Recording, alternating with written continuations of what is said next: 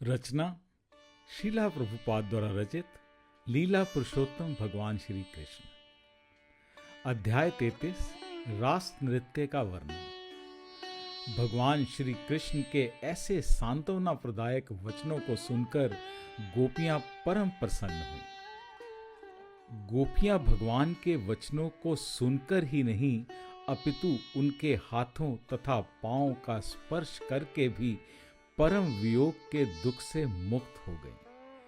तत्पश्चात भगवान ने रास नृत्य यानी कि रास लीला का प्रारंभ किया। जब कोई अनेक लड़कियों के बीच में नाचता है तो उसे रास नृत्य कहते हैं। अतः कृष्ण ने तीनों लोकों की परम सुंदरी तथा भाग्यशालिनी लड़कियों के मध्य में नाचना प्रारंभ किया। कृष्ण के प्रति आसक्त रहने वाली वृंदावन की गोपियां कृष्ण के साथ हाथ में हाथ मिलाकर नाचने लगी। कृष्ण के रास नृत्य की तुलना बाल डांस या सोसाइटी डांस जैसे किसी संसारी नृत्य से कभी नहीं की जा सकती। रास नृत्य नितांत आध्यात्मिक क्रिया है। इस तथ्य की स्थापना के लिए परम योगी कृष्ण ने अपने आप को अनेक रूपों में विस्तारित किया और वे प्रत्येक गोपी के पास खड़े हो गए। अपने दोनों ओर खड़ी गोपियों के कंधों पर अपने हाथ रखकर कृष्ण नाचने लगे। गोपियों को कृष्ण के योगिक विस्तार नहीं दिख पाए क्योंकि वे प्रत्येक के साथ अकेले अकेले प्रकट हुए। प्रत्येक गोपी सोच रही थी कि कृष्ण केवल उसी के साथ नाच रहे हैं।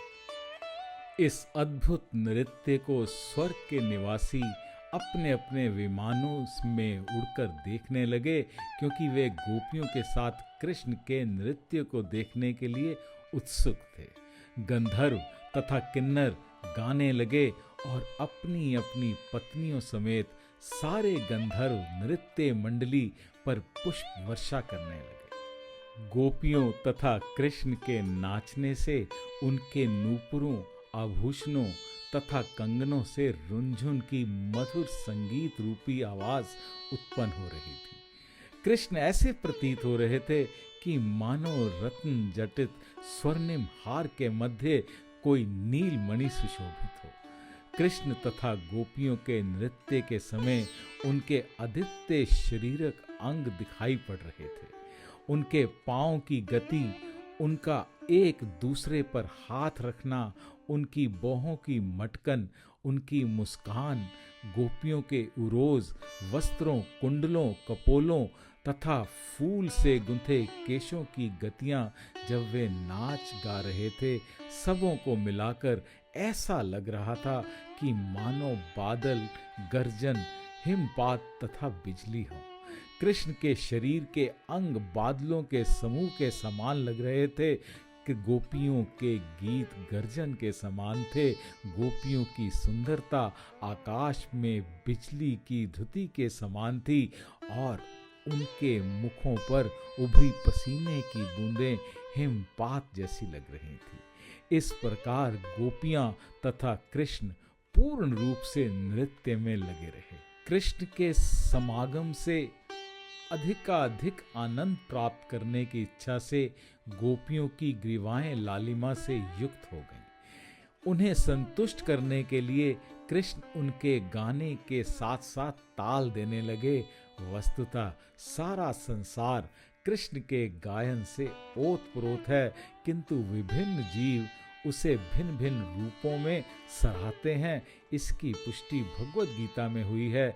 ये यथा माह प्रपादान्ते तास्तथैव भजामि अहम। कृष्ण नाच रहे हैं तथा प्रत्येक जीवात्मा भी नाच रही है, किंतु आध्यात्मिक तथा भौतिक जगत के नृत्यों में अंतर होता है। इसे चैतन्य चरितामृत के लेखक ने व्यक्त किया है और कहा है कि कृष्ण नर्तकाचार्य हैं और प्रत्येक व्यक्ति उनका सेवक है। प्रत्येक व्यक्ति कृष्ण के नृत्य का अनुकरण करने का प्रयास कर रहा है। जो लोग कृष्ण भावना भावित हैं वे कृष्ण के नृत्य का ठीक से अनुसरण कर पाते हैं वे स्वतंत्र रूप से नाचने का प्रयत्न नहीं करते, किंतु जो भौतिक संसार में हैं वे भगवान के रूप में नाचते हुए कृष्ण का अनुकरण करने का प्रयास करते हैं। सारे जीव कृष्ण की माया के निर्देश से नाच रहे हैं और ये सोचते हैं कि वे कृष्ण के तुल्य हैं, किंतु ये सही नहीं है। कृष्ण भावनामृत में ये भ्रम नहीं होता, क्योंकि कृष्ण भावना भावित व्यक्ति जानता है कि कृष्ण परम स्वामी हैं और हर व्यक्ति उनका दास है। मनुष्य को कृष्ण का अनुकरण करने या श्री भगवान के तुल्य बनने के लिए नहीं, अपितु कृष्ण को प्रसन्न करने के लिए नाचना होता है। गोपियां कृष्ण को प्रसन्न करना चाहती हैं, अतः जो ही कृष्ण गाने लगे तो सारी गोपियां दोहरा कर उन्हें प्रोत्साहित करते हुए बोली, बहुत अच्छा, बहुत अच्छा। कभी कभी वे कृष्ण की प्रसन्नता के लिए स्वयं गाती और कृष्ण उनकी प्रशंसा करते। जब कुछ गोपियां नाचने तथा शरीर थिरकने से थक गईं, तो उन्होंने अपनी बाहें कृष्ण के कंधों पर रख दी। तब उनके केश पाश शिथिल हो गए और फूल जमीन पर गिर पड़े। जब उन्होंने अपनी बाहों को कृष्ण के कंधों पर रखा तो वे उनके शरीर की सुगंधि से, जो कमल से, अन्य सुगंधित पुष्पों से तथा चंदन लेप से निकल रही थी, अभिभूत हो गई। वे उनके आकर्षण से फूल उठीं और उनका चुंबन करने लगीं। कुछ गोपियों ने कृष्ण के कपोलों से अपने कपोल सटा दिए और कृष्ण उन्हें अपने मुख की चबाई सुपारी देने लगे, जिसे उन्होंने चुंबन लेकर अत्यंत हर्ष के साथ ग्रहण किया। इस प्रकार सुपारी के ग्रहण करने से गोपियां आध्यात्मिक रूप से ऊपर उठ गईं। बहुत देर तक नाचने तथा गाने से गोपियां थक गईं। कृष्ण उनके पास ही नाच रहे थे। अपनी थकान मिटाने के लिए गोपियों ने उनका हाथ लेकर अपने उन्नत उरोजों पर रख दिया। कृष्ण का हाथ तथा गोपियों के उरोज शाश्वत रूप से शुभ हैं, अतः जब दोनों मिल गए तो वे आध्यात्मिक रूप से बहुत ऊपर उठ गए। गोपियों ने लक्ष्मीपति कृष्ण के साथ इतना आनंद लूटा कि वे भूल गईं कि संसार में अन्य कोई पति भी है उनका, और कृष्ण के साथ नाचने, गाने तथा उनकी बुझाओं द्वारा आलिंगित होकर वे सर्वस्व भूल गईं। श्रीमद् भागवत में कृष्ण के साथ रास नृत्य करती गोपियों के सौंदर्य का वर्णन इस प्रकार मिलता है।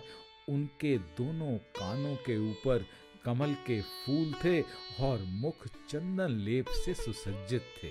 वे तिलक लगाए थीं और उनके स्मित मुखों पर पसीने की बूंदें थीं।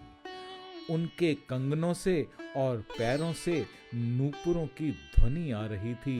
उनके केश के फूल कृष्ण के चरण कमलों पर गिर रहे थे और वे अत्यंत संतुष्ट थे। जैसे कि ब्रह्म संहिता में कहा गया है कि ये समस्त गोपियां कृष्ण की हृदयानी शक्ति का विस्तार हैं। अपने हाथों से उनका स्पर्श करते तथा उनकी मोहक आंखों को देखते हुए कृष्ण गोपियों के साथ वैसा ही आनंद लूट रहे थे जिस तरह एक बालक शीशे में अपने शरीर का प्रतिबिंब देखकर खेलने का आनंद पाता है। जब कृष्ण गोपियों के शरीर के विभिन्न अंगों का स्पर्श करते तो गोपियां आध्यात्मिक शक्ति से परिपूरित हो उठतीं। वे चाहकर भी अपने वस्त्रों को संभाल न पातीं। उनके केश तथा वस्त्र बिखर गए और उनके आभूषण ढीले पड़ गए, क्योंकि कृष्ण के संग के कारण वे अपने आप को भूल गईं। जब कृष्ण रास नृत्य में गोपियों के संग का आनंद ले रहे थे तो देवता तथा उनकी पत्नियां अत्यंत विस्मित होकर आकाश में एकत्र होने लगे। चंद्रमा भी एक प्रकार से काम मोहित होकर नृत्य देखने लगा और आश्चर्य से चकित रह गया। गोपियों ने देवी कात्यायनी से प्रार्थना की थी कि उन्हें कृष्ण पति रूप में प्राप्त हों। अब जब कृष्ण स्वयं गोपियों की संख्या के अनुरूप विस्तारित करके तथा पति रूप में उनका भोग करके उनकी इस इच्छा को पूर्ति कर रहे थे। श्री सुखदेव गोस्वामी ने कहा है कि कृष्ण आत्मनिर्भर हैं, अर्थात वे आत्मा राम हैं। उन्हें अपनी तुष्टि के लिए किसी की भी आवश्यकता नहीं रहती, क्योंकि गोपियों ने उन्हें पति रूप में चाहा था, इसलिए वे उनकी इच्छा पूर्ति कर रहे थे। जब कृष्ण ने देखा कि गोपियां उनके साथ नाचने के कारण थक गई हैं, तो वो तुरंत अपने हाथ उनके मुखों पर फेरने लगे, जिससे उनकी सारी थकान दूर हो जाए। कृष्ण के इस सौजन्य का बदला चुकाने के लिए वे प्रेम पूर्वक उनकी ओर देखने लगी। वे कृष्ण के शुभ कर स्पर्श से अतीव प्रसन्न थीं। हंसी से युक्त उनके कपोल सुंदरता से चमक उठे और वे परम आनंदित होकर कृष्ण का यशोगान करने लगीं। शुद्ध भक्तों के रूप में गोपियों ने कृष्ण संग का जितना सुख भोगा, उतनी ही अधिक वे उनकी महिमा से परिचित होती गईं और इस प्रकार उन्होंने उनका बदला चुकाया। वे कृष्ण की दिव्य लीलाओं का यशोगान करके उन्हें प्रसन्न करना चाहती थीं।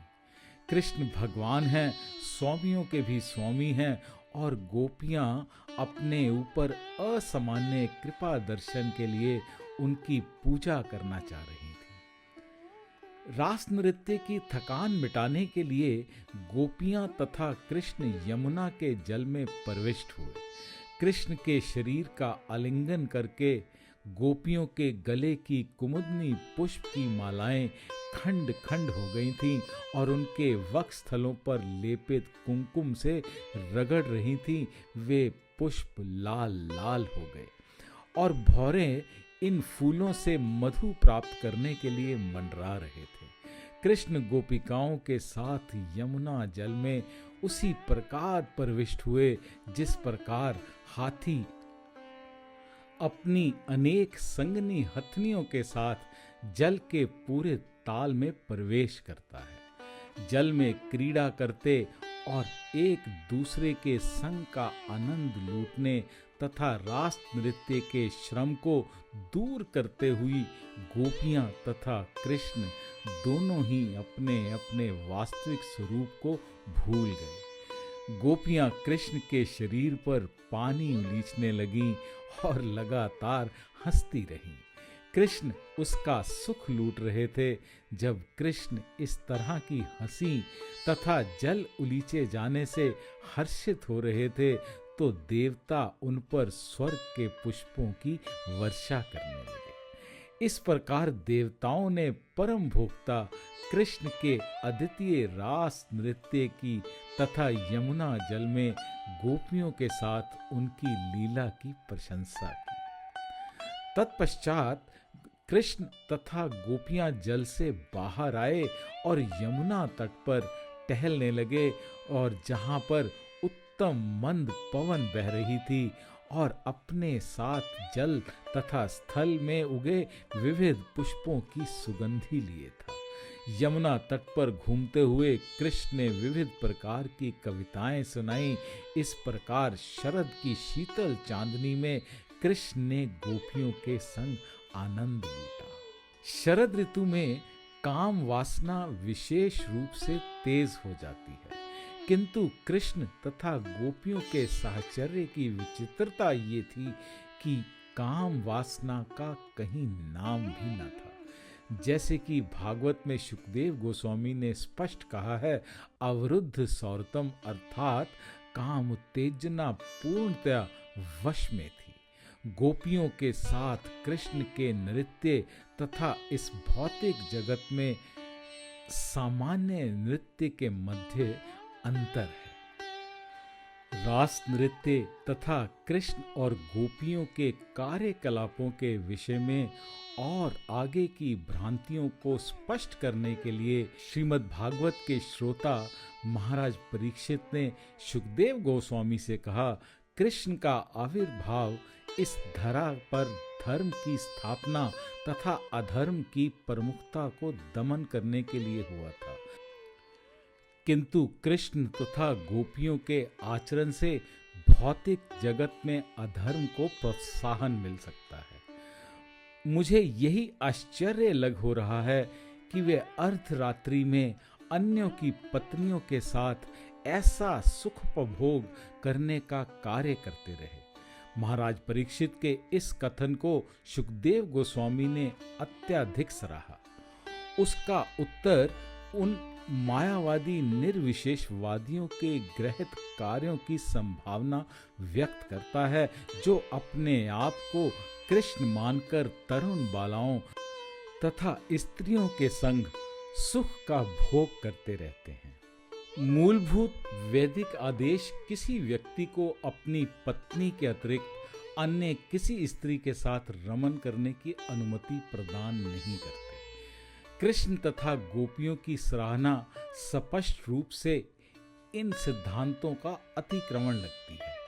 महाराज परीक्षित ने सुखदेव गोस्वामी से सारी स्थिति समझ ली थी, फिर भी रास नृत्य में कृष्ण तथा गोपियों की दिव्य प्रकृति को और अधिक स्पष्ट करने के लिए उन्होंने आश्चर्य व्यक्त किया। प्राकृत सहजियों द्वारा स्त्रियों का अनियंत्रित संसर्ग रोकने के लिए ये अत्यंत महत्वपूर्ण है। महाराज परीक्षित ने अपने कथन में कई महत्वपूर्ण शब्दों का प्रयोग किया है जिनके स्पष्टीकरण की आवश्यकता है। पहला शब्द है जुगुप्सतम, जिसका अर्थ है ग्रहित। महाराज परीक्षित का पहला संदेह इस प्रकार था, भगवान कृष्ण श्री भगवान हैं जिन्होंने धर्म स्थापना के लिए अवतार लिया था, तो फिर अर्धरात्रि में पराई स्त्रियों के साथ मिलकर वे नृत्य, आलिंगन तथा चुंबन का आनंद क्यों लूटते थे? वैदिक आदेशों के अनुसार इसकी अनुमति नहीं है। यही नहीं, जब सर्वप्रथम गोपियां उनके पास आई थीं तो उन्होंने उनसे अपने अपने घर लौट जाने का उपदेश दिया था। वेदों के अनुसार पराई स्त्रियों या तरुण बालाओं को बुलाकर उनके साथ नृत्य का आनंद लूटना निश्चित ही गृहीत कार्य है, तो फिर कृष्ण ने ऐसा क्यों किया? दूसरा शब्द है आप्तकाम। कुछ लोग इसका ये अर्थ ले सकते हैं कि तरुणियों के बीच कृष्ण अत्यंत कामुक थे, किंतु परीक्षित महाराज ने कहा कि ऐसा संभव नहीं हो सकता, वे कभी कामुक नहीं हो सकते। सर्वप्रथम वे भौतिक गणना के अनुसार केवल 8 वर्ष के थे और इस आयु में कोई भी बालक कामुक नहीं हो सकता। आप्त काम का अर्थ है कि भगवान स्वयं में संतुष्ट हैं। यदि वो कामुक हों भी तो उन्हें अपनी काम इच्छाओं की तुष्टि के लिए किसी अन्य व्यक्ति की सहायता की आवश्यकता नहीं रहती। दूसरी बात यह है कि स्वयं कामुक ना होते हुए भी कृष्ण गोपियों की काम इच्छाओं से प्रेरित हुए होंगे। किंतु महाराज परीक्षित ने फिर एक अन्य शब्द का प्रयोग किया, यह है यदुपति, जिसका अर्थ है कि वे यदुवंश के सर्वाधिक सामान्य व्यक्ति हैं। यदुवंशी राजा अत्यंत पवित्र माने जाते हैं और उनके वंशज भी वैसे ही थे। उस परिवार में जन्म लेकर भला कृष्ण किस प्रकार गोपियों द्वारा प्रेरित हुए होंगे। अतः ये निष्कर्ष निकला कि कृष्ण के लिए कोई भी गृहीत काम करना संभव ना था, किंतु महाराज परीक्षित को संदेह था कि कृष्ण ने ऐसा क्यों किया, उनका वास्तविक प्रयोजन क्या था। सुखदेव गोस्वामी को संबोधित करते हुए महाराज परीक्षित ने जिससे अन्य शब्द का प्रयोग किया वह था सुव्रत, जिसका अर्थ है पुण्य कर्म का व्रत लेना। सुखदेव गोस्वामी एक शिक्षित ब्रह्मचारी थे, अतः विषय भोग में उनका रत होना संभव ना था। ब्रह्मचारियों के लिए ये नितांत वर्जित है। तो सुखदेव गोस्वामी जैसे ब्रह्मचारी के विषय में क्या कहना। किंतु जिन परिस्थितियों में रास नृत्य हुआ था वे अत्यंत स्नेहास्पद थी। अतः महाराज परीक्षित ने स्पष्टीकरण के लिए सुखदेव गोस्वामी से पूछा। सुखदेव गोस्वामी ने तुरंत उत्तर दिया कि परम नियंता द्वारा धार्मिक सिद्धांतों का अतिक्रमण उनकी महान शक्ति को प्रमाणित करता है। उदाहरण के लिए अग्नि किसी भी ग्रहित वस्तु को जला सकती है, ये अग्नि की श्रेष्ठता का प्रकाट्य है। इसी प्रकार सूर्य मूत्र या मल से जल का शोषण कर सकता है, किंतु सूर्य कलुषित नहीं होता, अपितु धूप के प्रभाव से प्रदूषित तथा संदूषित स्थान संदूषण रहित हो जाता है। कोई चाहे तो ये तर्क भी कर सकता है कि क्योंकि कृष्ण सर्वोच्च प्रमाण है, अतः उनके कर्मों का पालन करना चाहिए। इस तर्क के उत्तर में सुखदेव गोस्वामी ने स्पष्ट कहा कि ईश्वर अर्थात परम नियंता कभी कभी अपने ही आदेशों का अतिक्रमण कर सकते हैं, किंतु ये केवल समय नियामक के लिए संभव है, उसकी अनुयायियों के लिए नहीं। नियंता द्वारा किए गए असामान्य तथा असाधारण कार्यों का कभी भी अनुकरण नहीं किया जा सकता। सुखदेव गोस्वामी ने आगाह किया है कि जो बद्ध जीव अपने वश में नहीं हैं, उन्हें नियंता के असामान्य कार्यों के अनुकरण करने की सोचनी भी नहीं चाहिए। एक मायावादी चिंतक झूठे हैं और अपने को ईश्वर या कृष्ण का दावा कर सकता है, किंतु वह वास्तव में कृष्ण की भांति कार्य संपन्न नहीं कर सकता। वह अपने अनुयायियों को झूठे ही रास नृत्य की नकल करने के लिए मना सकता है, किंतु वह गोवर्धन पर्वत को नहीं उठा सकता। भूतकाल में हमें मायावादी पाखंडियों के अनेक अनुभव प्राप्त हैं, जहां उन्होंने कृष्ण बनकर रास लीला का भोग करने के उद्देश्य से अपने अनुयायियों को धोखा दिया है। कई बार तो सरकार ने उनकी तलाशी ली, उन्हें बंदी बनाया और दंड दिया। उड़ीसा में ठाकुर भक्ति विनोद ने एक तथाकथित विष्णु के अवतार को दंडित किया, जो तरुणियों के साथ रास लीला रचाने की नकल करता था। उसके तथाकथित अवतार के विरुद्ध अनेक शिकायतें थीं। उस समय भक्ति विनोद ठाकुर जिलाधीश थे और सरकार ने उन्हें इस धूर्त को दंडित करने के लिए नियुक्त किया था। उन्होंने उसे कठोर दंड दिया। रास लीला का अनुकरण कोई नहीं कर सकता। सुखदेव गोस्वामी जी तो यहाँ तक आगाह करते हैं कि कोई भी इसका अनुकरण करने का विचार तक भी ना करे। ये विशेष रूप से उल्लेख करते हैं कि यदि कोई मूर्खतावश कृष्ण की रास लीला का अनुकरण करने का यत्न करता है, तो वो उसी तरह मरेगा जिस प्रकार शिवजी के विष पान का अनुकरण करने की इच्छा करने वाला व्यक्ति मरता है। शिवजी ने विष पान किया और उसे अपने कंठ में रखा, जिससे उनका कंठ नीला पड़ गया, इसलिए शिवजी को नीलकंठ कहलाते हैं। किंतु यदि कोई सामान्य पुरुष विषपान करे या गांजा पीकर शिवजी का अनुकरण करे, तो वह तुरंत ही मर जाएगा और विनष्ट हो जाएगा। गोपियों के साथ कृष्ण का ये व्यवहार विशिष्ट परिस्थितियों में था।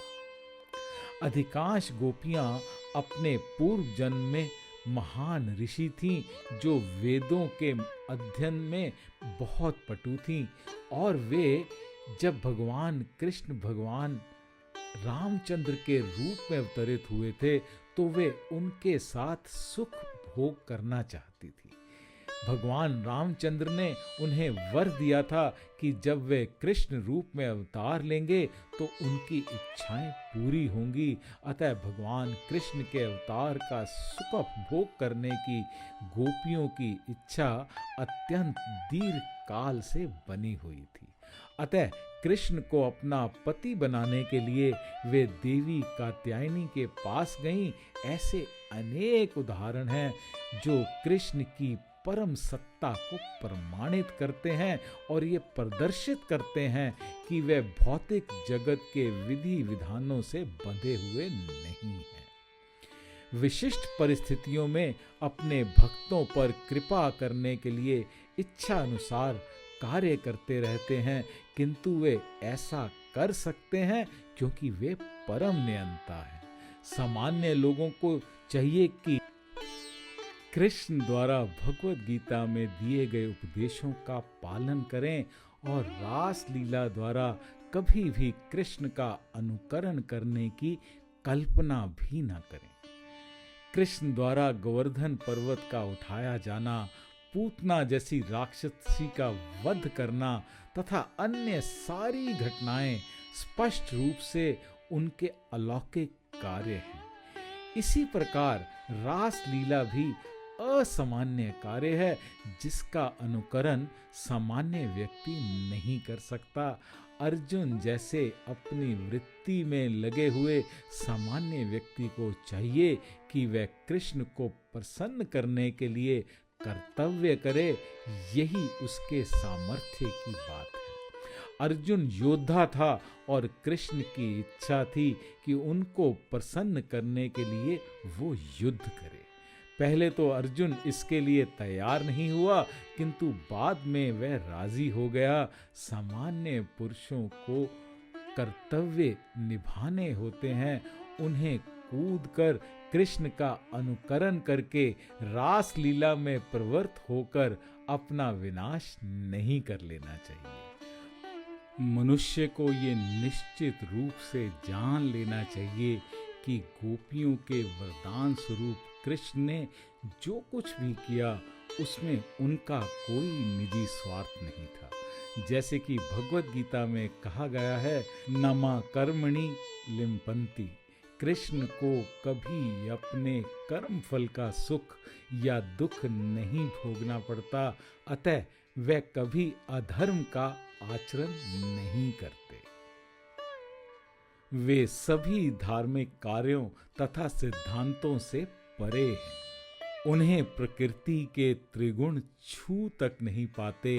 वे समस्त जीवों के परम नियंता हैं, चाहे वह मानव समाज हो, स्वर्ग में देव समाज हो या जीवों की अधम योनियां हो। वे भौतिक प्रकृति के भी परम नियंता हैं, अतः उन्हें धर्म या अधर्म से कुछ भी लेना देना नहीं रहता।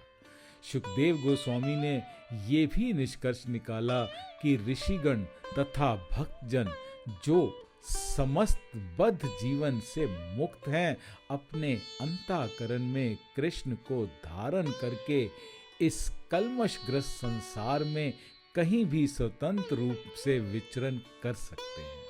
इस प्रकार वे प्रकृति के अंतर्गत गुणों के सुख तथा दुख के नियमों के वश में नहीं होते, तो फिर भला कृष्ण के लिए कर्म के नियमों के वशीभूत होकर क्यों कर संभव है, जब वे अपनी अंतरंगा शक्ति से प्रकट होते हैं। भगवत गीता में भगवान स्पष्ट कहते हैं कि जब भी वे अवतरित होते हैं, वे अपनी अंतरंगा शक्ति से अवतरित होते हैं। वे सामान्य जीव की भांति कर्म के नियमों द्वारा शरीर धारण करने के बाध्य नहीं किए जाते हैं। अन्य प्रत्येक जीव को अपने पूर्व जन्मों के अनुसार एक विशेष प्रकार का शरीर धारण करने के लिए बाध्य होना पड़ता है, किंतु जब कृष्ण अवतरित होते हैं तो उन पर शरीर किसी पूर्व कर्म के द्वारा लादा नहीं जाता। उनका शरीर उनके दिव्य आनंद की लीलाओं का वाहन है, जो उनकी अंतरंगा शक्ति द्वारा की जाती है। उन पर कर्म के नियमों का कोई बंधन नहीं है। मायावादी अद्वैतवादी को प्रकृति के नियमों द्वारा बाध्य होकर फिर से कोई न कोई शरीर धारण करना पड़ता है। अतः उसका ये दावा कि वह कृष्ण या ईश्वर से एकाकार है, ये केवल सैद्धांतिक है। ऐसे लोग जो अपने को कृष्ण के तुल्य बताते हैं और रास लीला में प्रवृत्त होते हैं, सामान्य लोगों के लिए घातक स्थिति उत्पन्न करते हैं। भगवान कृष्ण पहले से गोपियों तथा उनके पतियों के शरीर के भीतर परमात्मा रूप में उपस्थित थे। वे संपूर्ण जीवों के मार्गदर्शक हैं। जैसा कि कठोपनिषद में कहा गया है, नित्यो नित्यानाम चेतन क्षेत्रणाम नानाम। परमात्मा ही जीवात्मा को कर्म करने के लिए निर्देश देता है। परमात्मा ही कर्ता तथा सभी कर्मों का साक्षी है। भगवद गीता में पुष्टि की गई है कि कृष्ण सबों के हृदय में स्थित हैं और उन्हीं से सारे कर्म, स्मृति तथा विस्मृति उत्पन्न होते हैं। वे ही आदि पुरुष हैं जो वैदिक ज्ञान द्वारा ज्ञेय हैं। वे वेदांत दर्शन के रचयिता हैं तथा उसके पूर्ण ज्ञाता हैं। तथा कथित वेदांती तथा मायावादी विद्वान कृष्ण को यथा रूप में नहीं समझ पाते। वे कृष्ण के कार्यों का अस्वाभाविक रूप से अनुकरण करते हुए अनुयायियों को गुमराह करते रहते हैं। परमात्मा स्वरूप कृष्ण जन जन के शरीर में व्याप्त हैं। अतः यदि वे किसी को देखते हैं या किसी को आलिंगन करते हैं तो अनौचित्य का प्रश्न ही नहीं उठता। कोई ये प्रश्न कर सकता है कि यदि कृष्ण आत्मा राम हैं तो उन्होंने गोपियों के साथ ऐसी लीलाएं क्यों की हैं जो विश्व के आदर्शवादियों का विशुद्ध करती हैं? इसका उत्तर यही है कि ऐसे कार्यों से पतित बद्ध जीवों पर विशिष्ट कृपा प्रदर्शित होती है। गोपियां भी उनकी अंतरंगा शक्ति का विस्तार है, किंतु चूंकि श्री कृष्ण रास लीला करना चाहते थे, अतः गोपियां भी सामान्य प्राणियों के रूप में प्रकट हुई। भौतिक जगत में अंततो गोतवा आनंद का प्राकट्य स्त्री तथा पुरुष के माध्य कामासक्ति के रूप में होता है। पुरुष स्त्री द्वारा मोहित होने के लिए जीवित है और स्त्री पुरुष के द्वारा मोहित होने के लिए है। यही भौतिक जीवन का मूल सिद्धांत है। ज्यों-ज्यों ये आकर्षण संयुक्त होते जाते हैं, त्यों-त्यों लोग भौतिक जगत में और अधिक उलझते जाते हैं। कृष्ण ने उन पर विशेष कृपा दर्शन के उद्देश्य से रास लीला नृत्य का प्रदर्शन किया। वह बद्ध जीवियों को मोहित करने के लिए है। चूंकि वे काम विद्या के प्रति अत्यधिक आकर्षित रहते हैं, अतः कृष्ण के साथ वे ऐसा ही जीवन भोगते हैं और इस तरह अपनी भौतिक अवस्था से मुक्त हो जाते हैं। श्रीमद् भागवत के द्वितीय स्कंद में महाराज परीक्षित ये भी बताते हैं कि भगवान कृष्ण के कार्य तथा लीलाएं बद्ध जीवों के लिए औषधि तुल्य हैं। यदि वे कृष्ण के विषय में केवल श्रवण करते हैं तो वे भौतिक रोग से मुक्त हो जाते हैं। वे लोग भौतिक सुखोपभोग तथा काम शास्त्र संबंधी पुस्तकें पढ़ने के आदी होते हैं, किंतु गोपियों के साथ कृष्ण की इन दिव्य लीलाओं के श्रवण मात्र से वे भौतिक कल्मश से मुक्त हो जाएंगे। शुकदेव गोस्वामी ने ये भी बताया कि किससे और किस प्रकार श्रवण करना चाहिए। सबसे बड़ी कठिनाई तो ये है कि सारा जगत मायावादियों से भरा पड़ा है, और जब वे श्रीमद् भागवत के पेशेवर वाचक बन जाते हैं और जब लोग मायावाद दर्शन के प्रभाव को जाने बिना ऐसे लोगों से कथा सुनते हैं तो वे संभ्रमित हो जाते हैं। जन सामान्य के बीच रास लीला संबंधी विवेचना की अनुमति नहीं दी जाती, क्योंकि लोग मायावादी दर्शन से प्रभावित हो जाते हैं। किंतु यदि कोई बढ़ा चढ़ा व्यक्ति ये विवेचना करता है तो श्रोतागण निश्चय ही क्रमशः कृष्ण भावनामृत को प्राप्त होते हैं और भौतिक कल्मशग्रस्त जीवन से मुक्त हो जाते हैं। एक अन्य महत्वपूर्ण बात है कि कृष्ण के साथ नाचने वाली सारी गोपिकाएं अपने अपने भौतिक शरीरों में नहीं थी। कृष्ण के साथ अपने आध्यात्मिक शरीरों से वो नाची थी। उनके पति तो ये समझते थे कि उनकी पत्नियां उनके पास सोई हुई हैं। गोपियों के तथाकथित पति कृष्ण की बहिरंगा शक्ति के प्रभाव से मोहित थे। अतः इस शक्ति के कारण वे ये नहीं जान पाए कि उनकी पत्नियां कृष्ण के साथ नृत्य करने गई हुई हैं। तो फिर दूसरे की पत्नियों के साथ नाचने का कृष्ण पर आरोप कैसा? गोपियों के शरीर तो उनके पतियों के थे, शैया पर लेटे थे, किंतु उनके आध्यात्मिक अंश जो कृष्ण के थे वे तो उनके साथ नाच रहे थे। कृष्ण परम पुरुष पूर्ण आत्मा है और वे गोपियों के आध्यात्मिक शरीरों के साथ नृत्य करते थे। अतः कृष्ण पर किसी प्रकार का आरोप नहीं लगाया जा सकता। रास नृत्य समाप्त होने पर रात्रि, जिसे ब्रह्मा की रात जो अत्यधिक दीर्घ होती है, कहा जाता है, जैसे कि भगवद गीता में बताया गया है, ब्रह्म मुहूर्त में बदल गई। ब्रह्म मुहूर्त सूर्य उदय से लगभग 1.5 घंटा पूर्व होता है।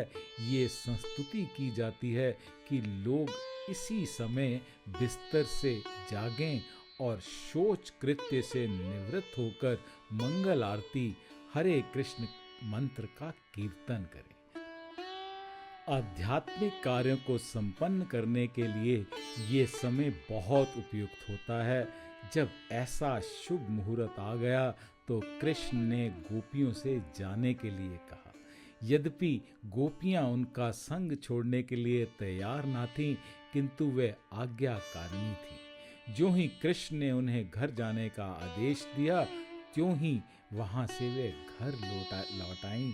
सुखदेव गोस्वामी इस रासलीला प्रसंग को ये इंगित करते हुए समाप्त करते हैं कि जो कृष्ण जो स्वयं विष्णु हैं तथा गोपियां जो उनकी ही शक्ति का विस्तार हैं, उनकी लीलाओं को किसी अधिकारी से सुनता है, वह सबसे भयानक रोग काम से मुक्त हो जाता है। यदि कोई सचमुच रासलीला को सुनता है तो विषय जीवन की काम वासनाओं से मुक्त हो जाता है और आध्यात्मिक ज्ञान के परम पद को प्राप्त होता है। चूंकि लोग प्रायवादी मायावादियों से ये लीला सुनते हैं और वे स्वयं मायावादी होते हैं, अतः वे विषयी जीवन में अधिकारिक लिप्त होते जाते हैं। बद्ध जीव को रासलीला नृत्य किसी प्रमाणिक गुरु से सुनना चाहिए और उससे शिक्षा प्राप्त करनी चाहिए, जिससे वे सारी स्थिति समझ सके। इस प्रकार ये आध्यात्मिक जीवन के सर्वोच्च पद पर पहुंच सकता है, अन्यथा वह लिप्त बना रहता है। भौतिक विषय वासना यानी कि काम एक प्रकार का मानस रोग है और इस रोग का उपचार करने के लिए ये संस्तुति की जाती है कि किसी निर्विशेषवादी धूर्त से ना सुनकर प्रमाणिक गुरु से ही सुना जाए। यदि सही व्यक्ति से सही ज्ञान सुना जाए तो स्थिति सर्वथा भिन्न होगी। सुखदेव गोस्वामी ने श्रद्धान्वित शब्द का प्रयोग उस व्यक्ति के लिए किया है जिसे आध्यात्मिक जीवन की शिक्षा प्राप्त हुई होती है। श्रद्धा तो शुरुआत है जो श्री भगवान के रूप में कृष्ण में अपनी श्रद्धा विकसित कर लेता है, वह रास लीला सुन सकता है और सुना भी सकता है। सुखदेव ने भी अणु श्रृणुयात शब्द का प्रयोग किया है। मनुष्य को गुरु परंपरा से श्रवण करना चाहिए। अणु का अर्थ है पालन करते हुए और सदैव। अतः मनुष्य को सदैव गुरु परंपरा का पालन करना चाहिए और किसी इधर उधर के पेशेवर वाचक, मायावादी या सामान्य व्यक्ति से नहीं सुनना चाहिए। इस शब्द का अर्थ है कि मनुष्य को ऐसे प्रामाणिक व्यक्ति से ही सुनना चाहिए जो गुरु परंपरा में हो और सदैव कृष्ण भावनामृत में लगा रहता है। जब मनुष्य इस प्रकार से सुनता है तो उसका प्रभाव अवश्य होता है। रास लीला के श्रवण से मनुष्य आध्यात्मिक जीवन के सर्वोच्च पद को प्राप्त होता है। सुखदेव गोस्वामी ने दो विशिष्ट शब्द भक्तिम तथा प्राम व्यवहित करते हैं। भक्तिम प्राम का अर्थ है कि नव दीक्षित अवस्था से ऊपर भक्ति संपन्न करना। जो लोग मात्र मंदिर पूजा की ओर आकर्षित होते हैं किंतु भक्ति के दर्शन को नहीं समझते, वे नव दीक्षित अवस्था में होते हैं। ऐसी भक्ति पूर्ण अवस्था में नहीं होती। भक्ति की पूर्ण अवस्था या प्रेमा भक्ति भौतिक कल्मश से पूर्णतया मुक्त होती है। कल्मश का सबसे घातक पहलू काम या विषयी जीवन है। भक्तिम पराम अर्थात भक्ति इतनी शक्तिप्रद है कि जो जितना ही इस ओर अग्रसर होता है वह उतना ही भौतिक जीवन के आकर्षण से मुक्त होता जाता है। जो वास्तव में रास लीला को सुनकर लाभ उठाता है वह निश्चित रूप से दिव्य पद को प्राप्त करता है। उसके हृदय की सारी वासना जाती रहती है। श्रीला विश्वनाथ चक्रवर्ती ठाकुर ने इंगित किया है कि भगवत गीता के अनुसार ब्रह्मा के दिन तथा ब्रह्मा की रात यानी कि 43 लाख गुना 1000 सौर वर्ष के तुल्य होते हैं। विश्वनाथ चक्रवर्ती ठाकुर के अनुसार रास नृत्य ब्रह्मा की रात्रि जितनी दीर्घ अवधि तक चला किंतु गोपियां इसे समझ नहीं पाईं। उनकी इच्छा पूर्ति के लिए कृष्ण ने रात्रि को बढ़ाकर इतना दीर्घ बना दिया कि कोई ये पूछ सकता है कि ये कैसे संभव हुआ। विश्वनाथ चक्रवर्ती ठाकुर हमें स्मरण दिलाते हैं कि यद्यपि कृष्ण एक छोटी सी रस्सी में बंध गए किंतु उन्होंने अपने मुख के भीतर अपनी माता को सारा ब्रह्मांड दिखाया। ये कैसे संभव हो सकता? इसका उत्तर ये है कि वे अपने भक्तों की प्रसन्नता के लिए कुछ भी कर सकते हैं। इसी प्रकार चूंकि गोपियां कृष्ण के साथ आनंद भोग करना चाहती थी, अतः उन्हें दीर्घ काल तक सानिध्य प्राप्त करने का अवसर प्रदान किया गया। ऐसा उन्होंने अपने वचन के अनुसार किया। जब कृष्ण ने यमुना के चीर घाट में स्नान करती गोपियों का चीरहरण किया तो उन्होंने वादा किया था कि भविष्य में किसी रात वे उनकी इच्छा पूर्ण करेंगे। अतः गोपियों ने एक रात कृष्ण के साथ अपने प्राण प्रिय पति के रूप में बिताई, किंतु वह रात कोई साधारण रात न थी, वह ब्रह्म की रात थी और लाखों वर्ष तक चलती ही रही।